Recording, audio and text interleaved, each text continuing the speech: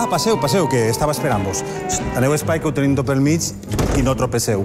Para, que encara no han donat la llum i estan totes les coses pel mig de l'habitació. Ha sentit això? I si he sentit el què?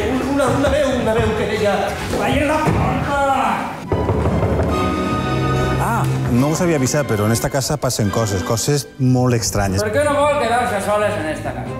Són coses que no t'importen. Els fantasmes, els esperits, les llumenetes, els sorollets, les cadenes... El cap d'elefant, el fum espès, el que està morta.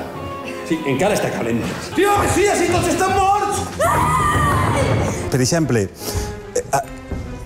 Mira, millor no vos conte perquè podíeu assustar-vos. Però les nits són molt llargues. He fet els meus càlculs, perquè jo no crec en fantasmes. Ah, tenim un veí molt curiós. Li diuen el professor Santana. Mira l'operació... Gràcies, professor, gràcies. Professor, pots saber què mira, professor? Però prou, que tota la casa té un poquet de secret. És el negoci de la meva vida. Hi ha una sèrie de condicions. La gent ha de veure-lo content, passi el que passi.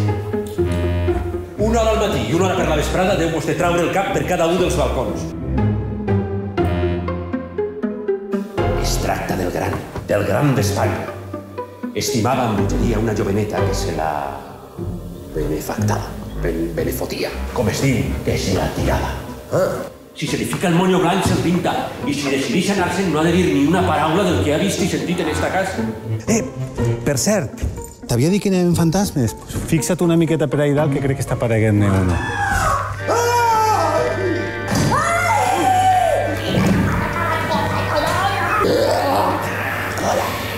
Coca-Cola. Com? Això, que no se li entén res. Carmela? Eres la germana del porter? Diga. Va pujar jove i sana i va baixar amb tots els cabells blancs i... idiota.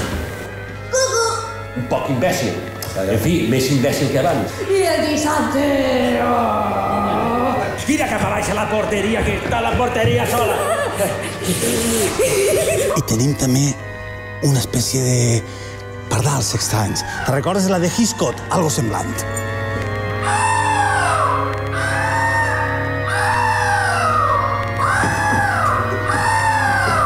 Es pot saber què és això? Els corps del terrat. Què ha sigut això? Són corps?